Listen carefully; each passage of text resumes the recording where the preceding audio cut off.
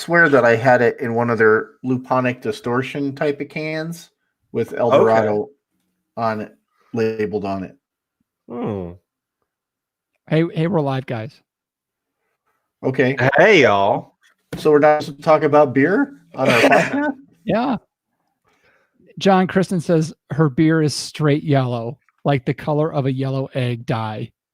Can we get Ria take on this? It's not natural looking. Well, the better question is to ask, does it look like deviled eggs? Hey,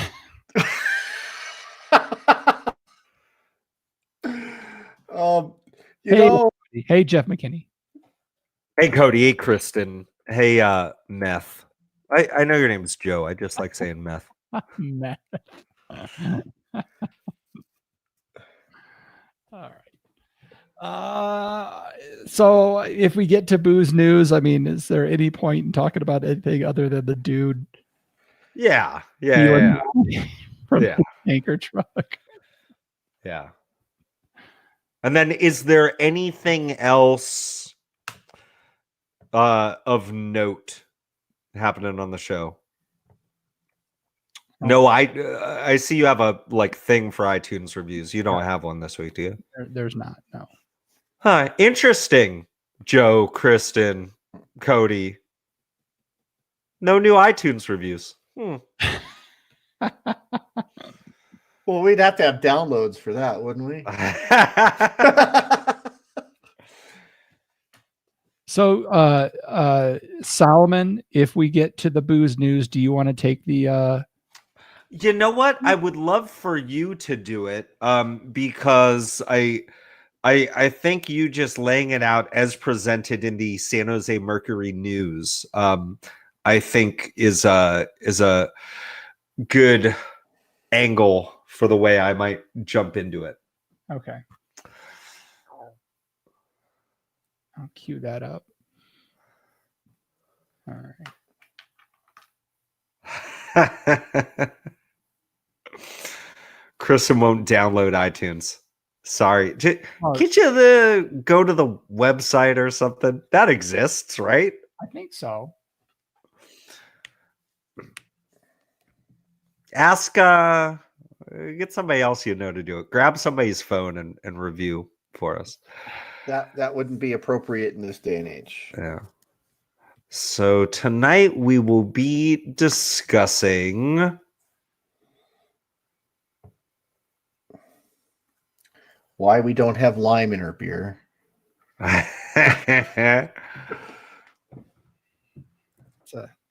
a clear beast right there. Oh.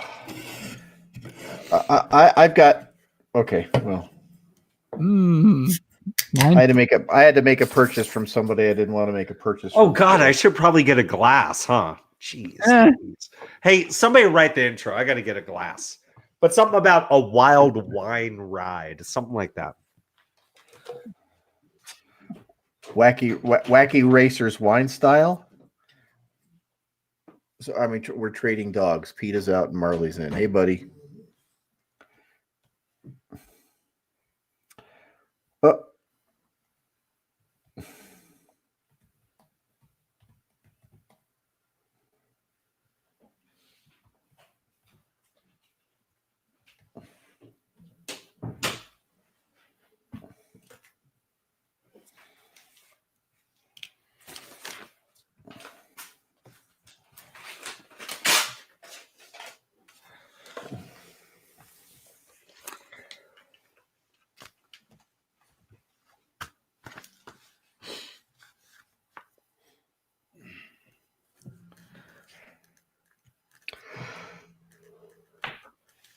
All right. Did you get a glass, Solomon?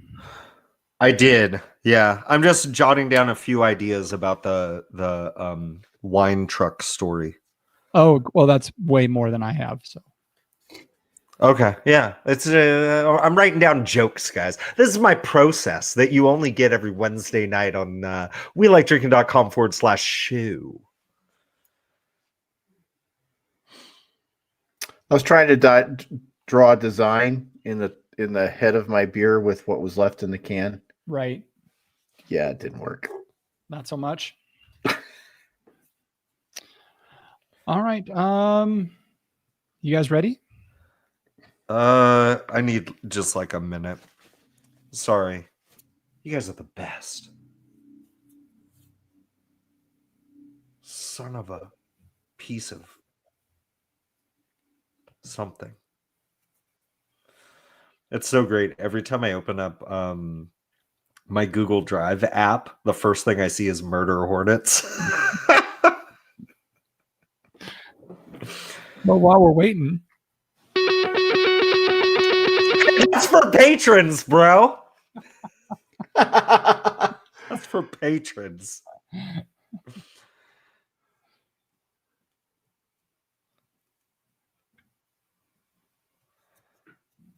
Or seriously, I don't know. If we can get a certain number of people watching live to write iTunes reviews right now, like maybe we'll play it after we're done recording. So, shouldn't you be trying to get some money for your band? I mean, you should be charging 50 cents for every time someone plays it, right? Or a nickel at least. What is... It's not a finished product, y'all. It's not a finished product.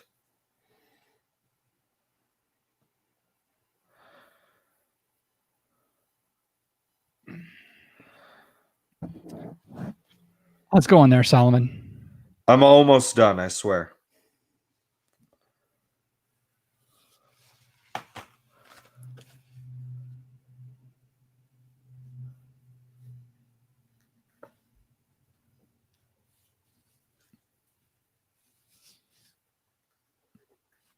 How's everybody doing? Let's see what's going on in the chat.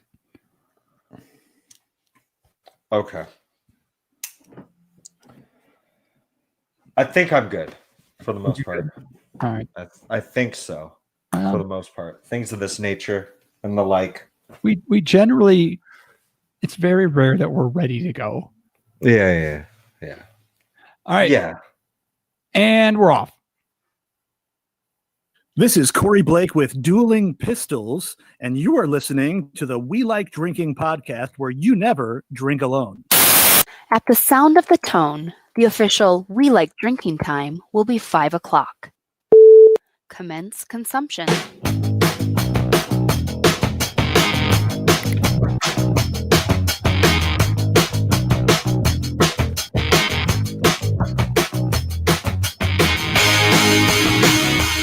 This week on episode 278 of the We Like Drinking podcast, we'll be discussing wild wine rides and get your limes ready, folks, for craft Mexican style lager time. So twist open that beer, put a fruit in that glass, and let's get drinking.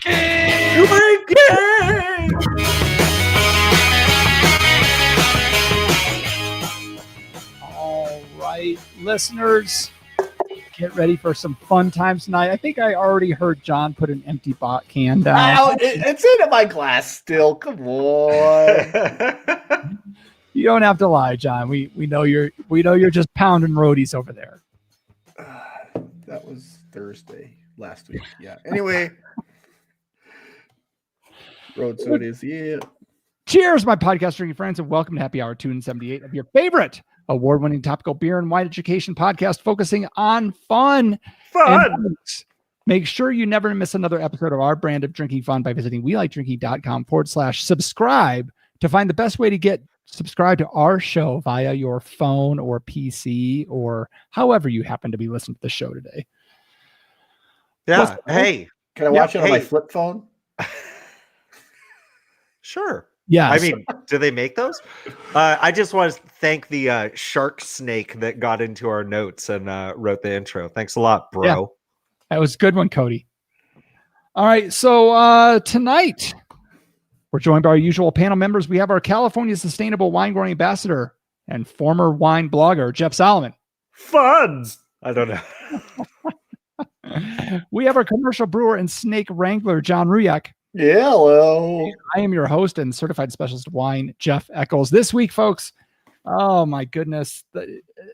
How do we even tell the story of how this It's very long and protracted, is it not? So by now, you know that our Patreons, our beloved Patreons, help us out in determining what we drink for these episodes each and every month. Generally, the process is we'll come up with 4 drinks to give them, and then they'll vote on which one they want.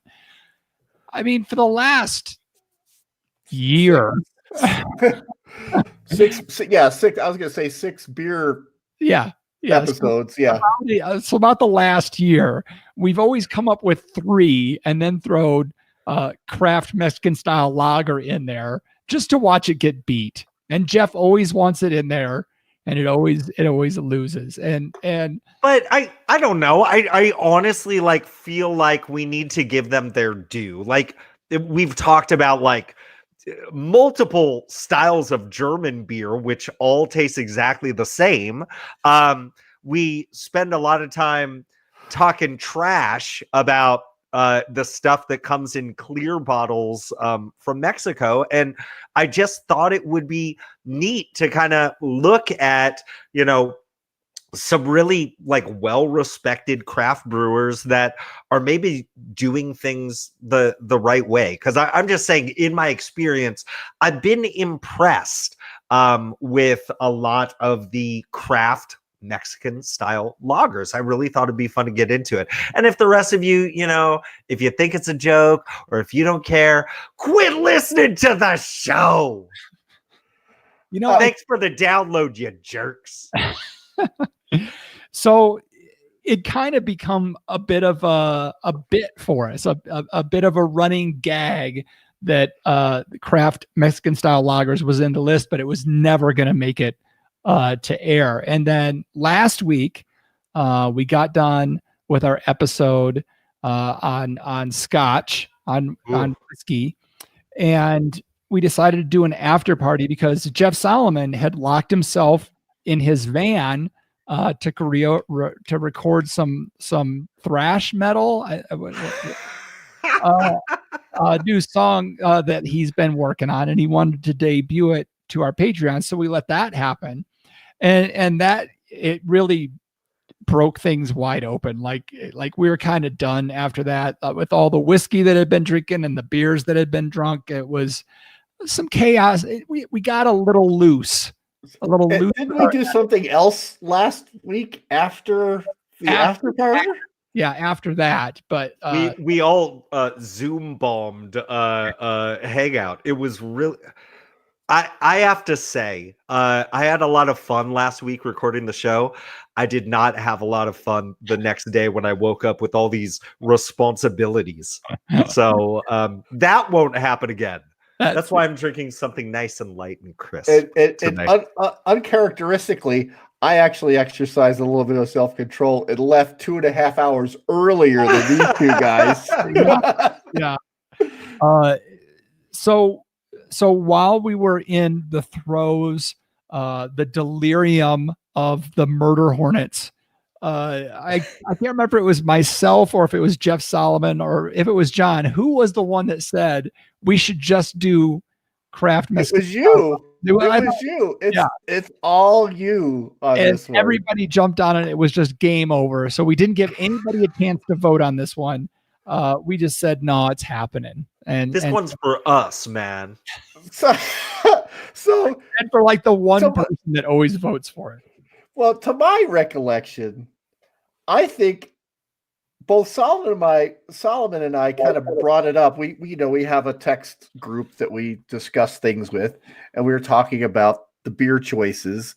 And I think we just had, we were thinking, let's do what I thought in the beginning was not craft Mexican lager, but craft Mexican lager.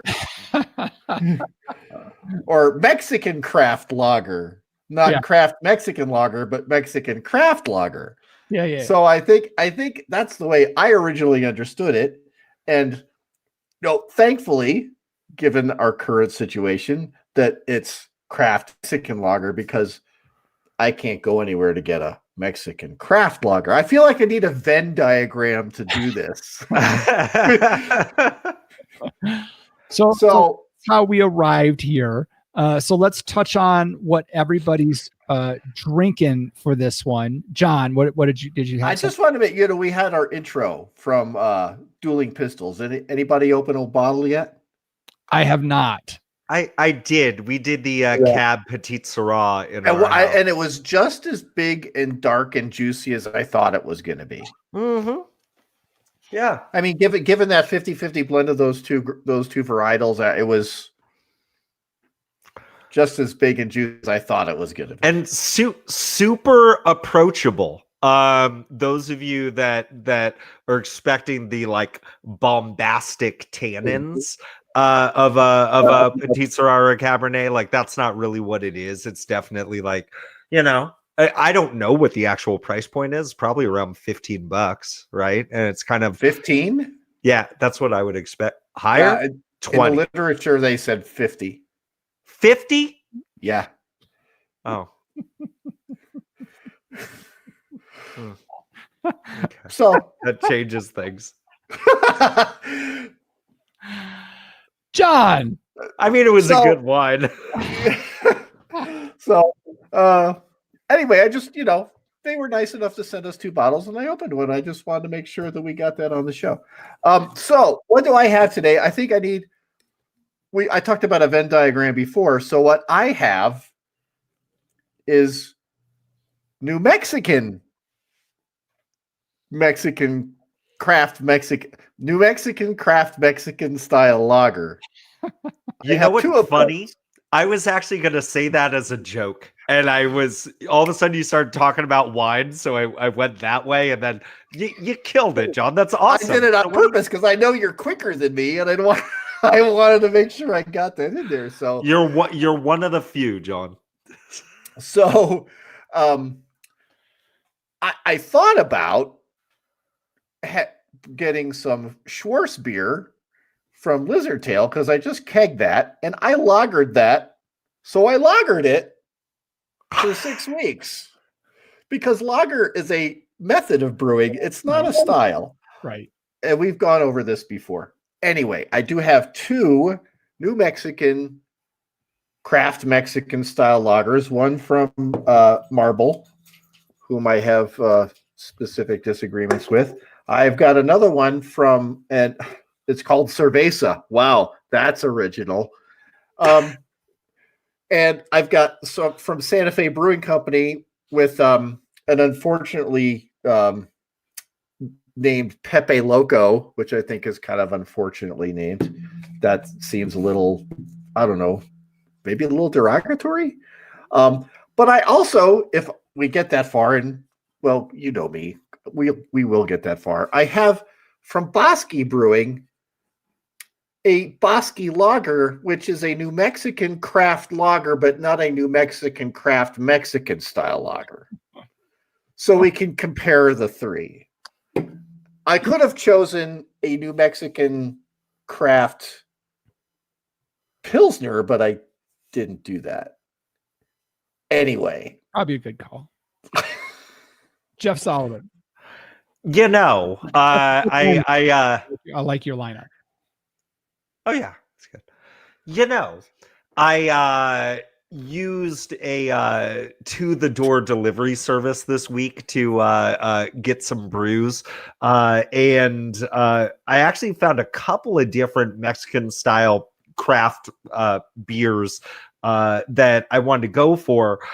One of them, they were out of stock. I was going to get Stone has something, and I forget the name of it, but it's got like some cool Day of the Dead imagery on the front of it. A sugar skull. Yeah. It's got that type of motif on it. I wanted to say it was like, it probably had Cerveza embedded in the name somewhere. The one that I ended up getting, it's fairly common in these parts. It is the Taco Truck Lager by Dust Bowl Brewing, and they are out of Turlock, California, which is in the Central Valley, affectionately known as the Dust Bowl. So I'm excited about this. Now, this one I do not believe is one that has like lime and salt added, which you actually see in a lot of them. I was hoping to get one of those as well, just to kind of juxtapose it. But I have multiple taco truck lagers, and I believe after the first one, what I will do is crack in some pink Himalayan sea salt, and I've got some fresh lime wedges too. So can you send me a couple? I'll do that second time around. Yeah. There you go. That's a good call.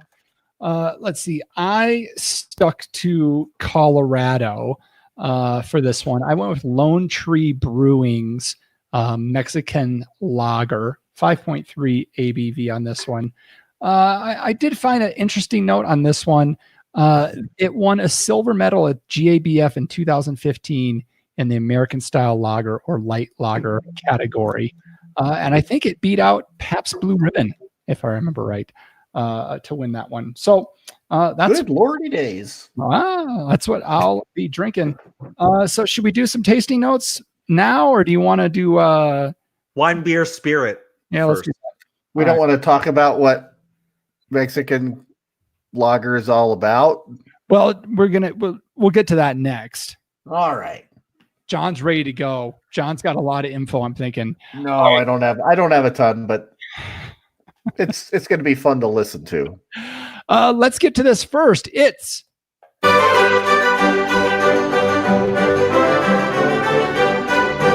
wine, beer, spirit, or pop culture reference. You know what we're going to do here, folks? I'm going to give these two a term, and they're going to try to tell me if it's a wine term, a beer term, a spirit term, or some kind of pop culture reference.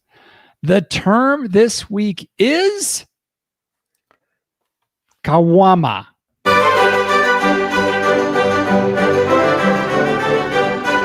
So is Kawama a wine term, a beer term, a spirit term, or a pop culture reference? Let's go with John Ruyak tonight. Mr. Eccles, would you be so kind as to spell today's term? Caguama.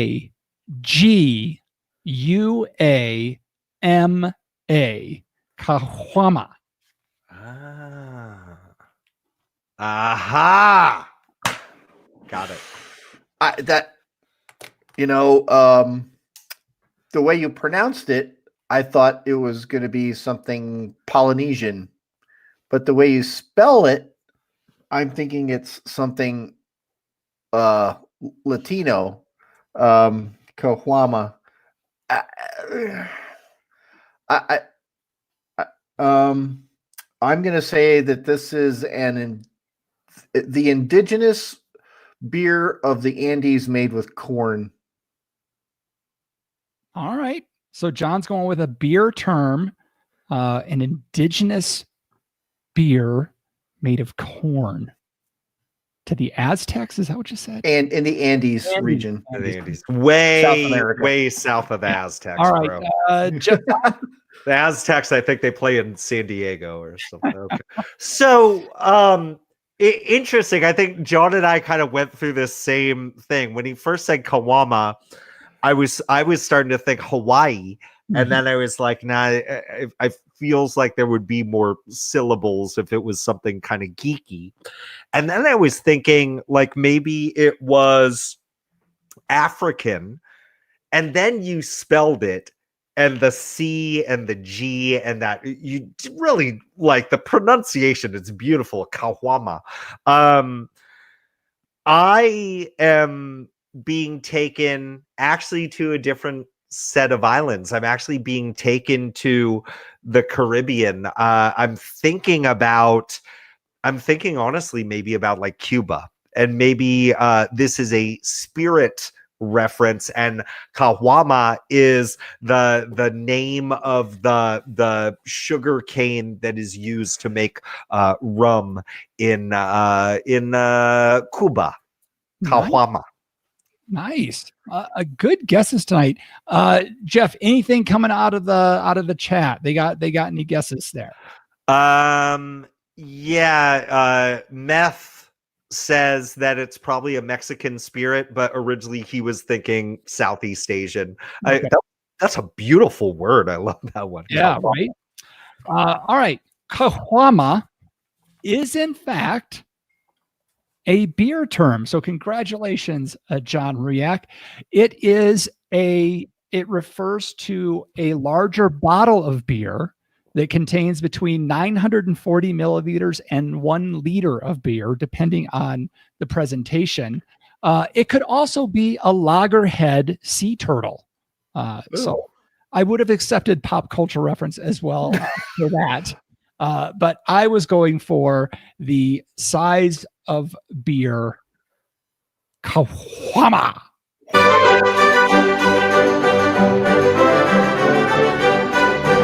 So it's like a Mexican super bomber. That's awesome. Kawama. We're drinking 40s. We're drinking Kawamas of Mexican craft lager. All right. I'm getting a little hoarse. It's like I've been singing Murder Hornets. Hey man, don't forget. All right, John Riak, let's do this. I don't know what you have to teach us about craft Mexican style lagers, but the floor is yours. Okay, so I mean, we're drinking American United States interpretations of a style of beer that was made popular in Mexico back in the 1880s and 1890s. Actually, just to go a little further back, the first professionally appointed brewery in the New World was in Mexico after, who was it that conquered the Aztecs? Was it Cortez? I don't remember. My Western Hemispheric history is not that great. A bunch of like Spaniard pirates, like just kind of just trudged but across. not long after the Spanish conquering of what's now known as Mexico, like 20 years later, a professional brewery built to European standards was put in what is now Mexico. So they've got a long brewing tradition. And if you're familiar with Mexican history, back in the early 1800s, it was taken over by Austria, and Maximilian was appointed the emperor of Austria and Mexico, and he spent some time there where we actually ended up getting shot in the head because he was a complete jerk. But he did bring with him some updated brewing styles from Europe, which happened to be at that time the start of the lagering type of popularity with beer in Germany and Austria and things like that. So Mexican beer drinkers got used to this method of producing beer. One of the difficulties in brewing beer in Mexico is that barley is not that easy to come by. It's generally grown at more northern climes, northern North America, what's now United States and Canada. So their ability to get barley was a little bit limited. So what do they have a lot of in what's now Mexico? Corn. So the corn is a big adjunct in Mexican lager brewing. So it typically in the styles that we drink that come from Mexican breweries, Corona, Modelo, those places have generally about 30% of their fermentables is corn. That's pretty high. And I think I've mentioned this on the show. If you find Estrella de Jalisco, I think that's the best Mexican lager that I've ever had. And it comes in a clear bottle. And I'm not sure why they chose to do that. I think a lot of it has to do with people not trusting brewers, so they want to see what's in it before they drink it. So I think that was part of the reason for that. But Estrella de Jalisco is a fine example of a Mexican-produced, Mexican-style lager. But these tend to be lighter in body, of course. We're all used to the mass-produced brewers here in the United States, Budweiser, Miller, Coors, having that really clean taste. And Budweiser, as an adjunct, uses rice. Others, a Pabst, I believe, uses quite a bit of corn. We're all familiar with what it's supposed to taste like. So when we get to American interpretations of the Mexican style lager, we're getting a lot of corn in the mash. Easily Yeah. fermentable, does have a particular flavor. As far as alcohol content, you're usually going to see somewhere around 5. Jeff, you said yours was 5.3. Yep, 5.3. That's pretty potent. My first one's 4.6, and the other two are 4.8. Mine is 4.7. So I mean, 4.5 to 5.2, 5.3. I mean, that's to be kind of expected, and it's not going to be a bitter beer, but there should be some noticeable hops to it. Even when I was in Costa Rica and Central America and Mexican, you do get some hop flavor out of these beers, and the IBUs generally run to this 14 to 20 range. Most Mexican beers run right around 16, and they're invariably using German hops. So they're using noble hops, most notably Saaz, in their beers. And part of that is part of the lower IBUs. Saaz has a lower ability to bitter beer, and hops were expensive because, again, they're not grown in Mexico. They have to be imported, so they're kind of expensive, or were. We all know that Mexican lagers from Mexico, well, they're dirt cheap. They're made to be as inexpensively made as possible because, well, if they want to sell their beer in Mexico, the people of Mexico need to be able to afford it. And, unfortunately, they're not quite as economically developed as we are. So there you have it. Now, why American craft brewers feel the need to charge $10 for a 6-pack for something that's produced as cheaply as possible, I'm not sure. But that's just a little editorializing on my part. You don't understand that part? I don't understand that part. But okay, all right, John. I get it. But come on, guys. So okay, real talk. I know that we're talking about ingredients that are a little bit cheaper, especially when you're using corn as an adjunct. But what about the thinking about how expensive the lagering process is? I mean, shouldn't that be taken into account, especially at a craft brewery that might not really have any other lagers on the bill? Mexican craft lagers tend to be lagered for a shorter period of time than, say, a German lager beer, which is 30 to 45 days minimum. So I don't have specifics. I just have some information from Michael Jackson's book, The New World Guide to Beer, which was published almost 30 years ago.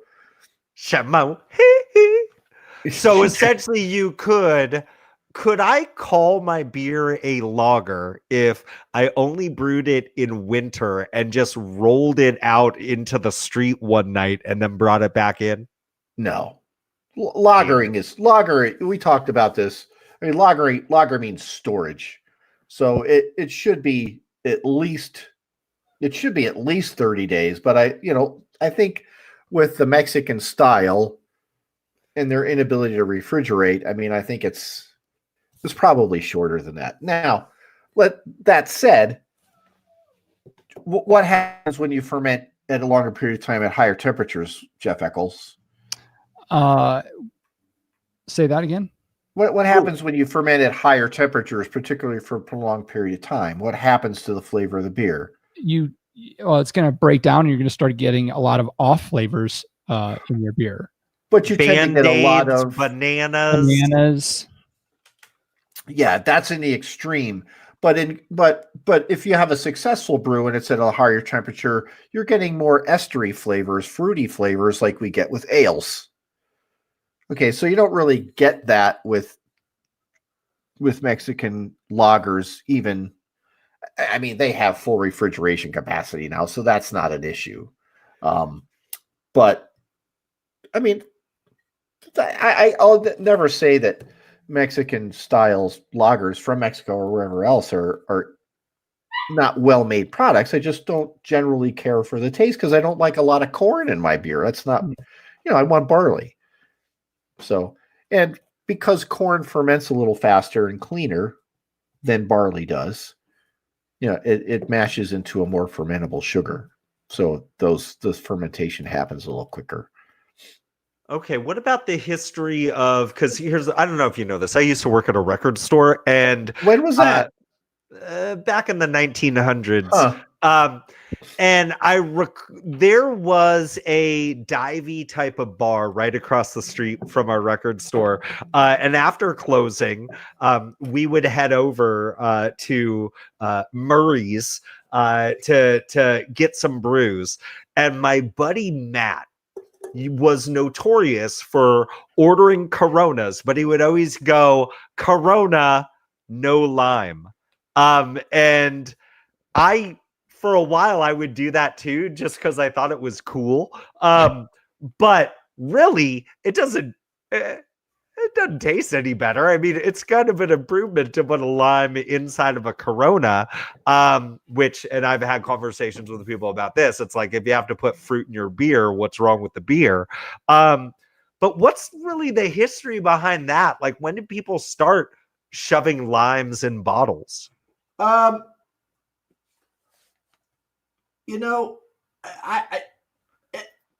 think it's I don't think Mexican beer drinkers do that. It's an Americanization of the product. Oh, certainly. It's like the burrito, but I mean, like, where'd it come from? I don't have a history of that. I just don't. But it seems to be that it's an American affectation to a product that, somebody, I don't know, maybe people thought it was watered down tequila and they were putting salt and lime in it. I don't know. That actually makes a lot of sense. How many people do like tequila with a Corona back? Is that what it's called when you have a chaser? It's a back. Yeah. Yes. Yeah. Maybe it's from that. I was in Mexico one time for spring break, and we were at some bar, I don't know, and I went to get a Corona, and they asked me if I wanted them to spice it up for a quarter. I said, spice it up for a quarter? What is that? And they're like, well, fill it to the rim with tequila. And I was like, yeah, do that. Yeah, do that. That's a dumb question. Top 10 worst decisions ever made when it came to drinking, because the entire beer at that point tasted like bar, the lowest level. Yeah.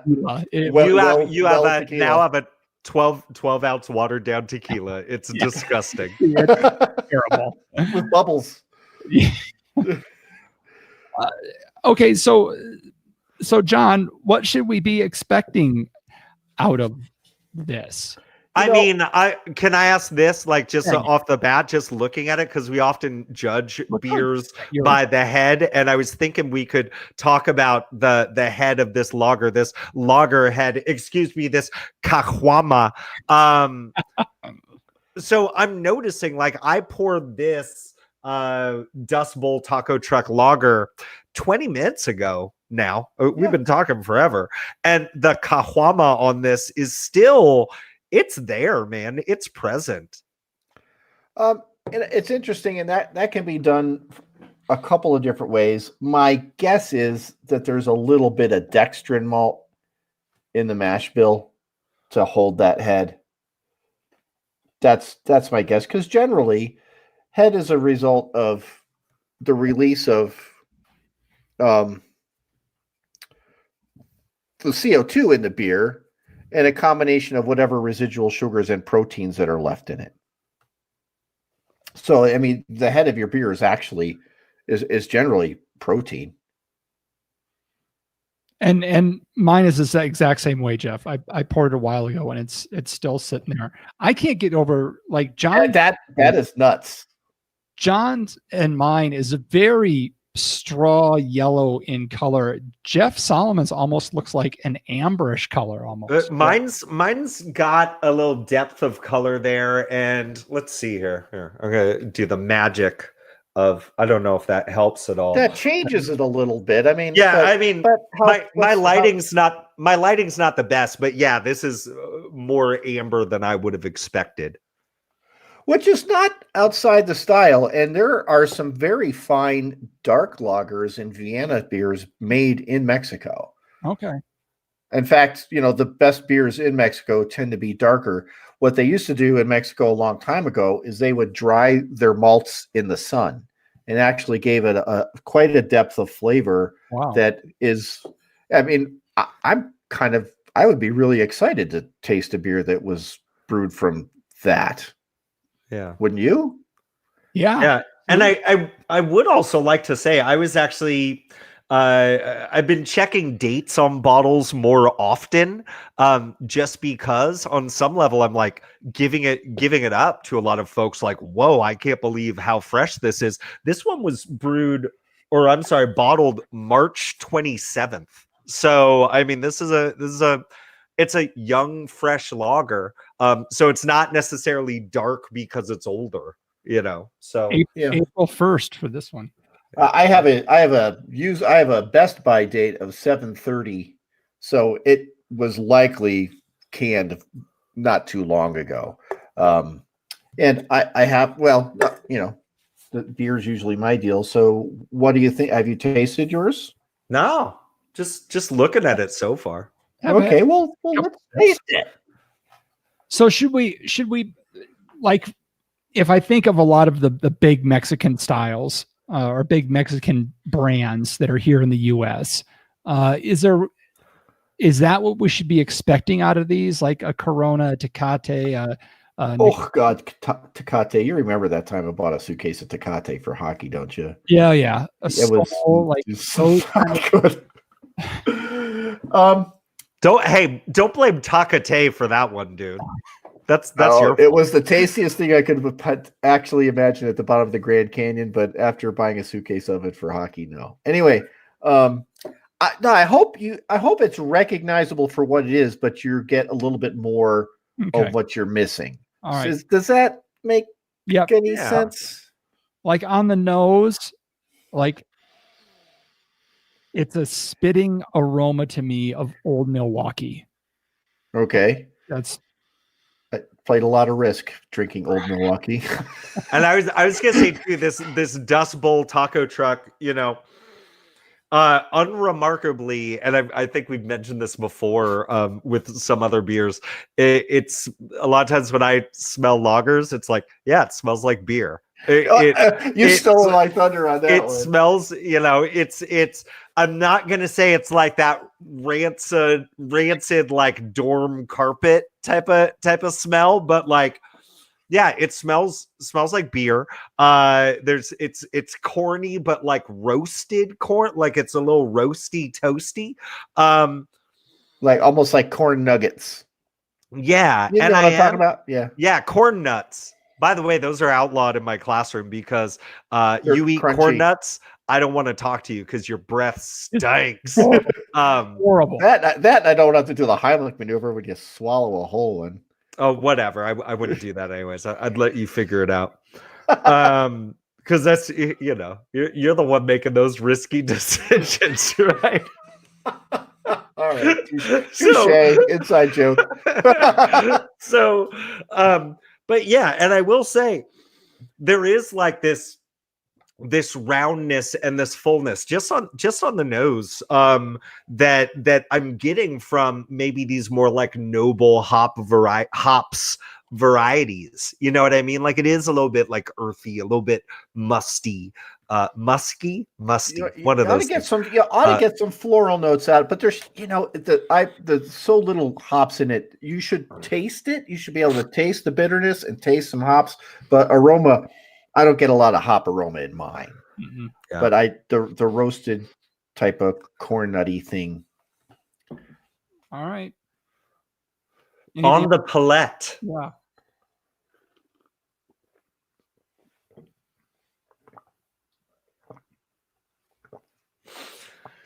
clean as the Rocky Mountains. Yeah, so you're getting like just it's a nice, crisp, fresh corn lager. I will say, if I'm comparing this to like a Corona or a Modelo or a Dos Equis or a Pacifico or a Estrella Jalisco, let's just go down the list to say how cool we are. What I will say is it does have more of like a fullness to it.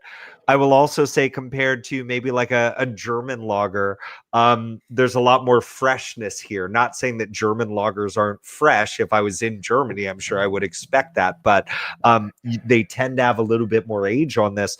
This is just really nice and roasty and light and clean. I like this a lot. Excellent. Eccles, what say you? I don't get the roastiness. I do definitely get it's a much more full-bodied experience than say a Corona or something like that.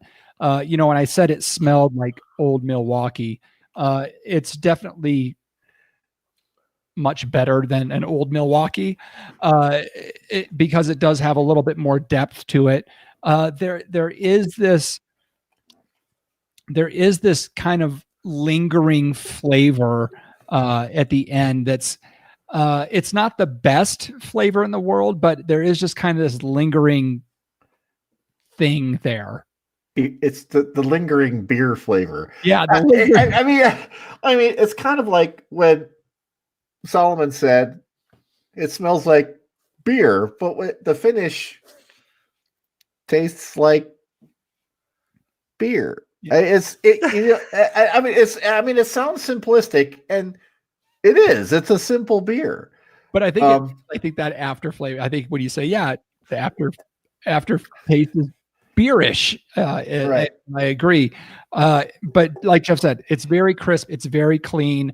There is some good, that corn nut kind of flavor is kind of there in the underpinnings of the mouthfeel. So yeah, I definitely like it. This would be great on a hot summer day, lawnmower beer, as we like to call them. This would be fantastic for something like that. Yeah. I see some people in the chat talking about, have you ever like added Tabasco to it and stuff like that? And that is kind of legit sometimes. Is that the same as like, I know some people talk about a red beer. That's like juice or Clamato. Yeah. But I have, and I don't know if y'all have ever done this before, like a Chivella, where like you get a Mexican lager in like a big clear goblet, and you add a shot of tequila and lime and salt and some Tabasco, or if Tapatio's your thing, you go that way.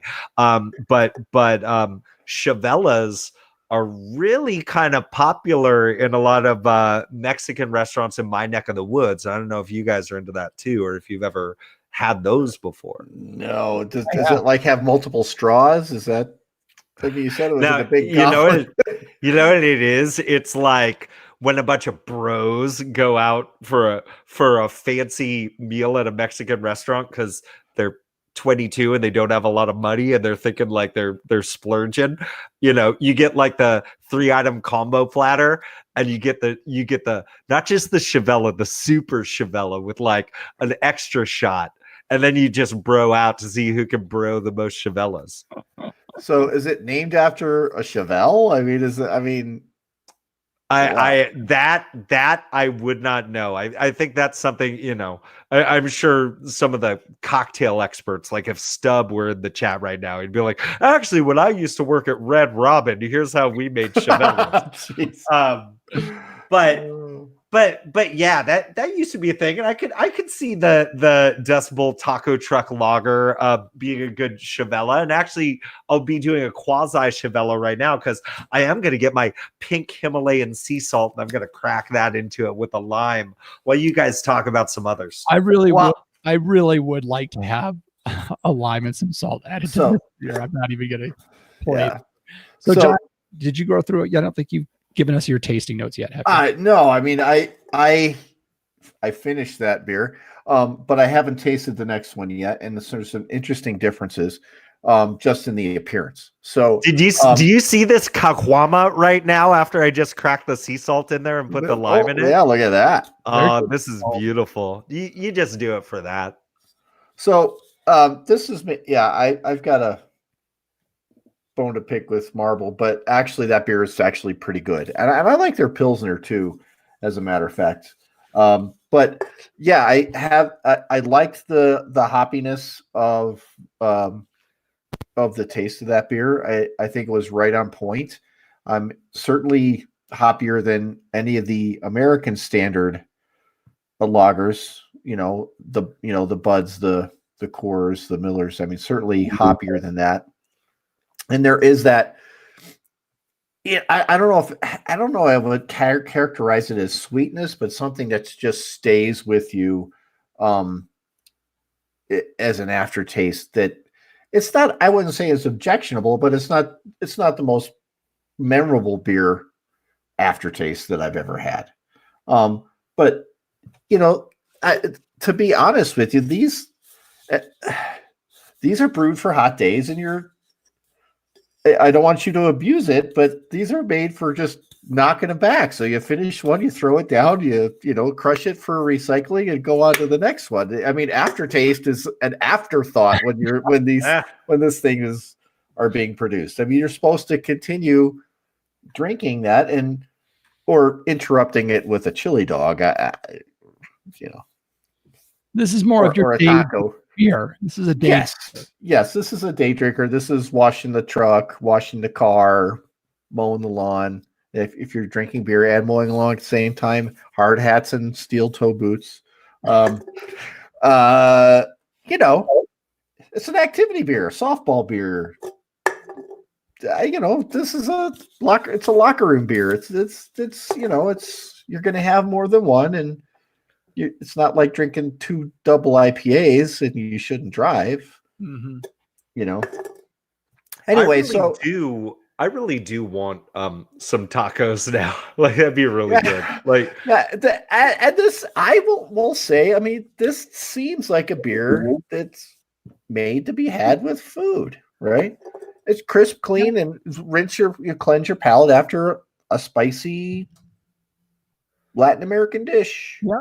And then you take a drink, and then you eat the food to get rid of to clean up the aftertaste of the beer. Okay. And back and forth and back and forth. Back and forth the whole time. Right. Real talk. Uh-oh. I'm drinking this taco truck lager from Dust Bowl. It's delicious, right? And as I'm drinking this, I'm like, you know what I would like to have this with? Some sushi.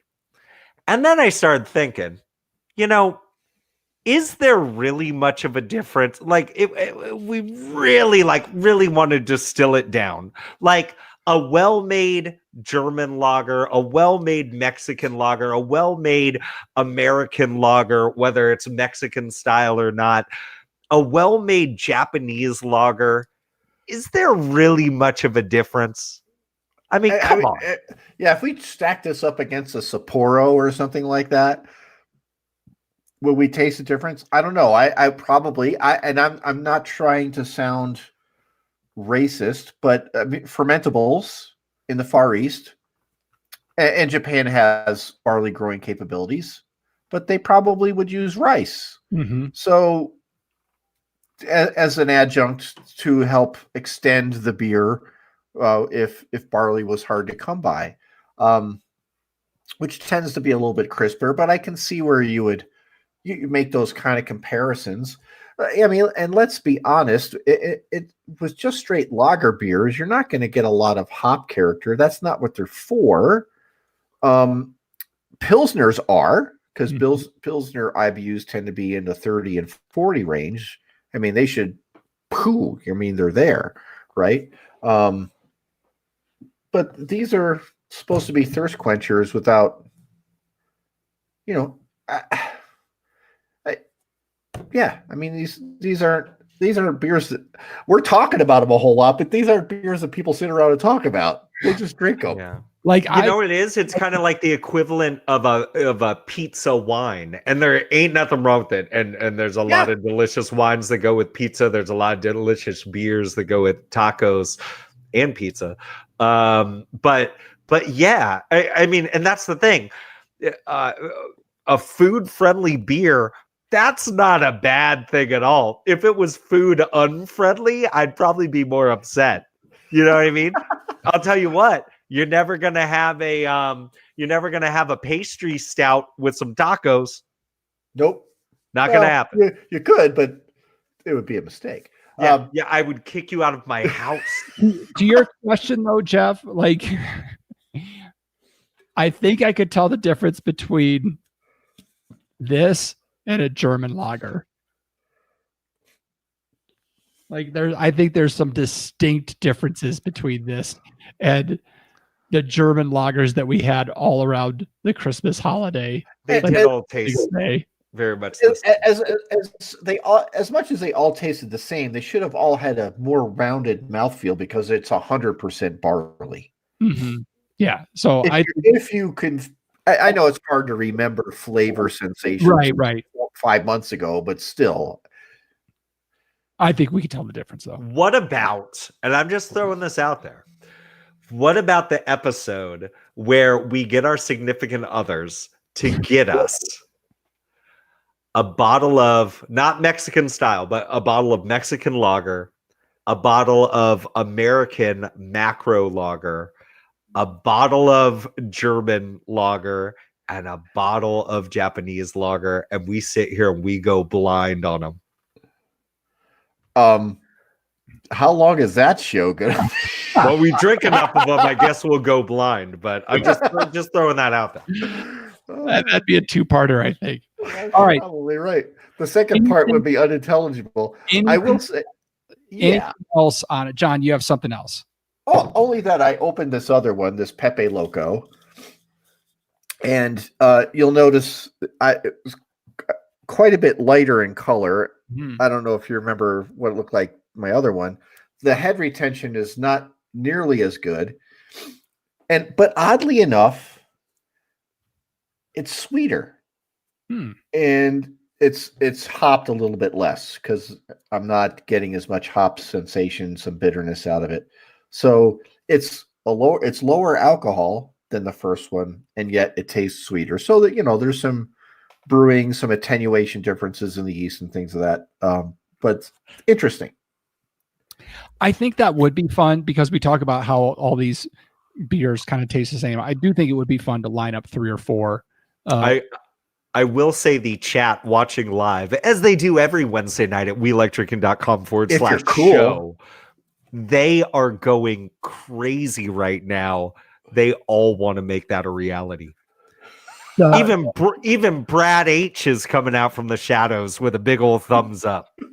They want to make the blind 4 beer lineup. They want to go blind, and Meth says that that he could pick Yingling out of a lineup, no problem. I get that. Like when something's like your go-to, I get that thought. When it gets put down, though, I don't know. I think that's something Meth needs to take on. I think that's a challenge he needs to take on for himself. Yeah, man. Maybe you could throw that into Tavenger Hunt 2.0. All right, good discussion, guys. I'm glad we finally did this. This was fun. Yeah, I'm not disappointed. I'm glad we did it. Yeah, I'm not mad. I'm just upset. All right, I'm glad we got to this as well. I'm looking at the time, and I think we got a little bit of time to go, so we can come on, we got to talk about this. We can let this happen. So pull on the 18-wheeler horn, boys. It's time for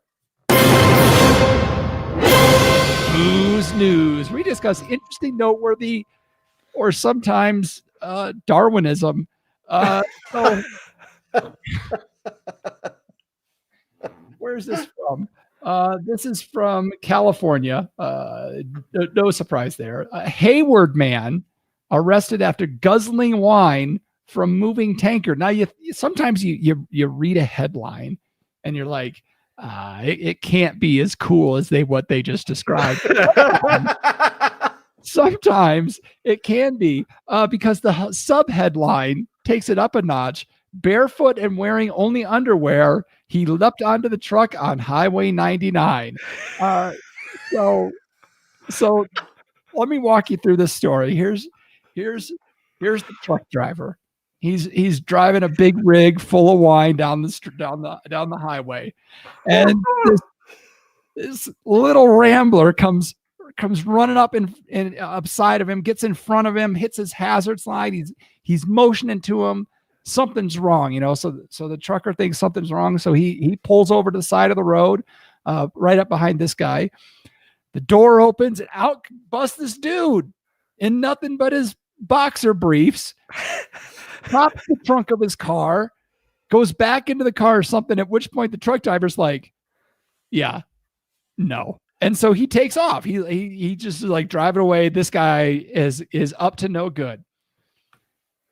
Flash forward 10 seconds. Here comes Skivvies running next to the truck, jumps up onto it. Now he's on the truck. Truck's driving down the highway and he's just hanging on. This guy's crazy, right? Now what does he do?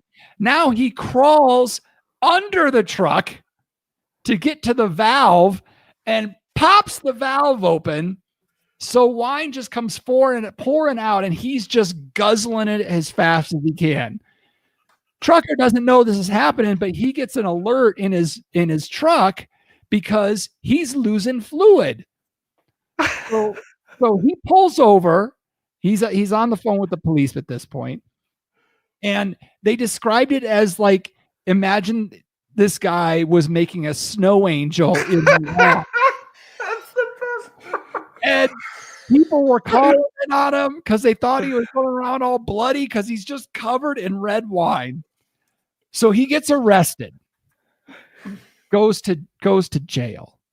And you'd think roll credits were done. But no, because wait, somehow there's more. So in California right now, because of the whole COVID-19 thing, they've got this zero bail bond something going on where you just get kicked out of jail apparently for a crime like this. I don't know the extent of it, but he gets booted out of jail. This guy ain't having it because he didn't get a fucking sandwich when he was in jail, and he wanted sandwich. So he hops in a lawnmower truck and tries to steal it in the police parking lot and gets arrested again. The one thing we don't know after he went back to jail was if he got his sandwich. This all sounds like a very weird scene from Mission Impossible that went very, very bad. Mission Dumb Possible, maybe. You see Tom Cruise hopping up onto the front of the semi and crawling underneath of it.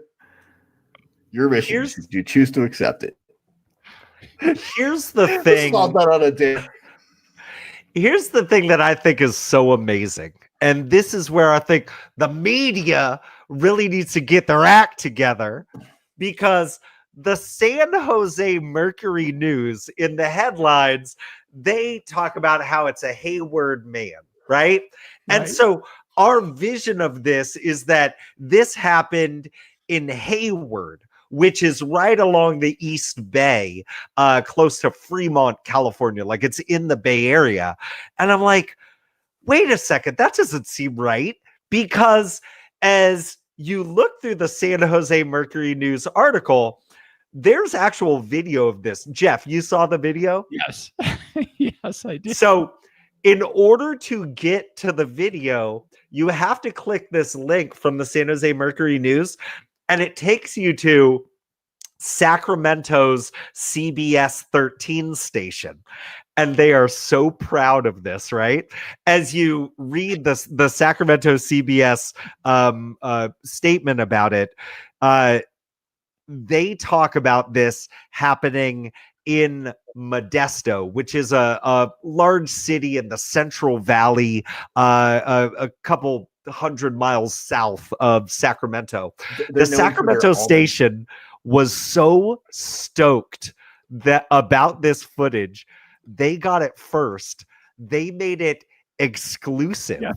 Like they have ownership of this video. The only way you can see it is to go to Sacramento 13. They are so stoked. So this whole time, as I'm looking at your thing from the San Jose Mercury News, I'm like, Hayward, that doesn't sound right. Because then I look over and you see that the headline is from Modesto, that this happened in Modesto. But here's the other crazy thing, right? He pulled the truck over in Modesto to hop on, but the truck didn't stop until he got to home of the taco truck lager, Turlock, California. So I just envision, and I don't know if they brought the guy back to Modesto, to the original scene of the crime. I don't know if he's being charged in Hayward, but I just envision that he's locked up in Turlock, California, and maybe he didn't get his sandwich, but maybe he did get a fine taco truck lager from Dust Bowl Brewing. I just want to do snow angels underneath some bulk wine from the Central Valley. Like, that's the other part that's so amazing. And when you watch the video from Sacramento, they finish the whole thing. They go, and if you're wondering about the wine, it was full bodied with a finish of handcuffs. God. Story. It's so great. Oh, man. Oh, Sacramento CBS 13. You're now my favorite station. So, yeah, I don't even know where to. Really, the story just sells itself here. There's Yeah, not. okay. He's in his underwear. Yeah. And so you're thinking he's crazy, but he also knows exactly where the valve is that lets the wine out. And he's like he's holding on underneath the truck. Like, was he like, did he find like, I don't know. Do they have like, what was it in the movie Speed? Like Keanu Reeves is on like a little like dolly, like underneath the van. Was he on like one of those? I don't know, because I think They're driving down the 99 freeway, like on the fucking freeway, man. right. And this thing wasn't pouring slowly. I mean, I think they said they lost the equivalent of like 500 bottles of wine. I think it was more than that. It was, I believe, 1,000 gallons. But like, yeah. Can we talk about the reality of this? I think this guy literally just wanted to die. Like, I literally think like he was thinking of the most creative way to commit suicide ever. Like I'm just gonna fucking drink myself to death while underneath a tanker truck on a freeway. And when I pass out and I get run over, it'll be the greatest story ever. Like, I literally think that that's what was happening. Like, it literally, like, you know, I real talk, I hope that guy gets help. And I also do hope that he got the sandwich that he was looking for as well. Notice no one seems all that concerned about the fact that they lost 1,000 gallons of wine. Could it be that it was being shipped by tanker truck? It's Central Valley bulk wine. And it was interesting, though. It was traveling south. I would have expected like the really bad stuff to be traveling the other direction. So, you know, who knows? All right. Anything else on that? I don't know what else needs to be said about that. Other than I just want to do snow angels while thousands of gallons of wine are falling on my face. don't do meth, kids. Don't do meth. I think that's the. All right. Well, if that story happened, it must be Last call. Kawama. That's right, folks. Last call. Time to clean house and lock the doors. You know what we're doing here, folks. We're looking for a little bit of help from you. Jeff Solomon, if the folks want to follow us on the social media platforms, where can they do so? Hey, follow us on Instagram and Facebook. Just look for We Like Drinking. We're on Twitter as We Like Drinking 1. That's with the numeral 1. But the place where we love to get to know and interact with our family and friends is in our private Facebook group known as The Tavern. When you're on Facebook, just look for the We Like Drinking Tavern in the little groupsy searchy thing. Or if that's too complicated, welikedrinking.com/tavern. There you go. Yeah. And I guess we should do a little shout out to all the folks that were big winners in our Tavenger hunt that we had going through the month of April. That was a lot of fun. But serious thank you to everybody that participated. There was a lot of folks that participated in all those things. But Matthew, Laura, Alex, Ria, Dimitri, Chelsea, all of them got shirts or coffee mugs for participate, for just hanging out with us in the tavern. So just for being our friends. And taking nice pictures. Yes. If you're my friend, I'll give you a coffee mug. welikedrinking.com/tavern. John Ruyak, if the folks want to let us know what they think about the show or what they think about craft Mexican style lagers, where should they let us know?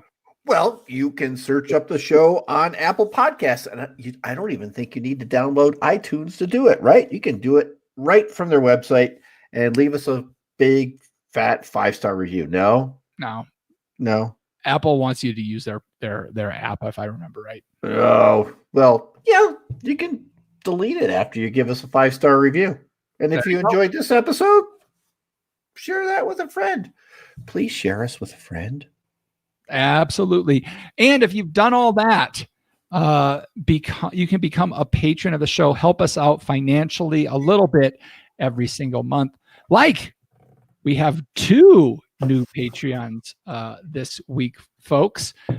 Melanie and Christine, thank you both so much for joining up. We have your stuff in the mail or on order, so you will be getting it soon. And I'll be honest, Jeff Solomon, this pains me to pump your ego up any more than it already is. But I honestly think both of them joined purely for Murder Hornets. I'm glowing over here. That's my baby. It's kind of like sharing baby pictures, and I want to share those baby pictures with you. Just become a patron, and you get to really just experience all that is the song. Yeah. Murder Hornets. P.S. Mom Eccles loved it. She's like, that's my jam. That's beautiful. Oh. Cloud 9 over here. Cloud 10. So as you've heard, you can get access to our after party shows, which are always a blast. 20 minutes of we've had too much to drink and decided to keep recording. You get access to the show early. You can get t-shirts. You can get stickers. You can get time with us, all kinds of stuff. Check it out. welikedrinking.com/pledge. Anything else, guys? No?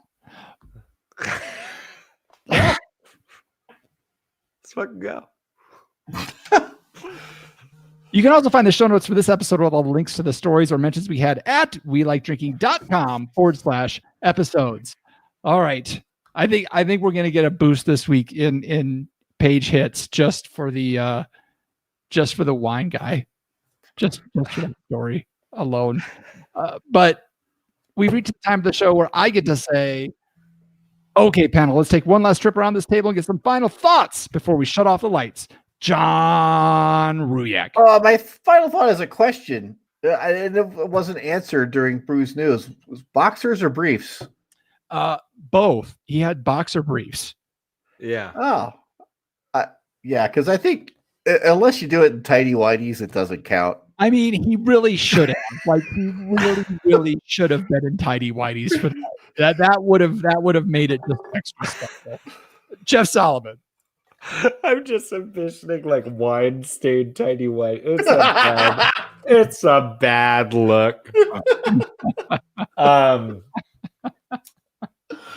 Yeah. Hey man, drink some craft Mexican style lagers. I think you'll enjoy it. It's funny because it's not often that we leave Jeff Solomon speechless, but fat white dude in tidy whities covered in wine, that did it. Left him speechless for a moment. So now you know. Looking like the Kool-Aid man. Oh no. Oh yeah. And with that, we'll say thanks again for joining us at the We Like Drinking podcast. Where you'll never drink alone.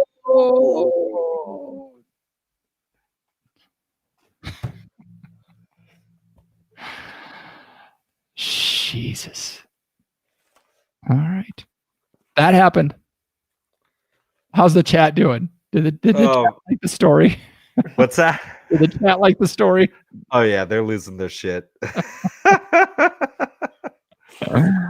All right, let me get this saved. What are we in? This is 278. God. Oh, give me a second.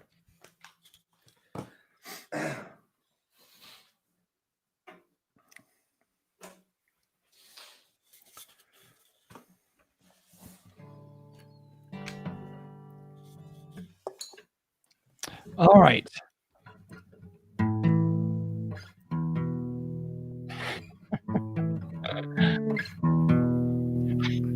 The chat. I love the chat. I can't go watch the chat though, because I lose all focus on the show. I can't pay attention otherwise, you know. Can't. It's too hard to. All right, viewers, thank you guys so much for joining us again. It is Hold awesome. up. You guys. Oh, what?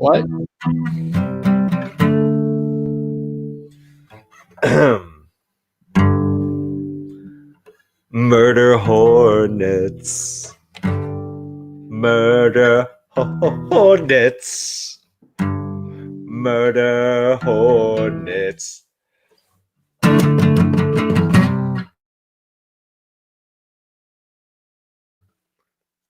That's basically it.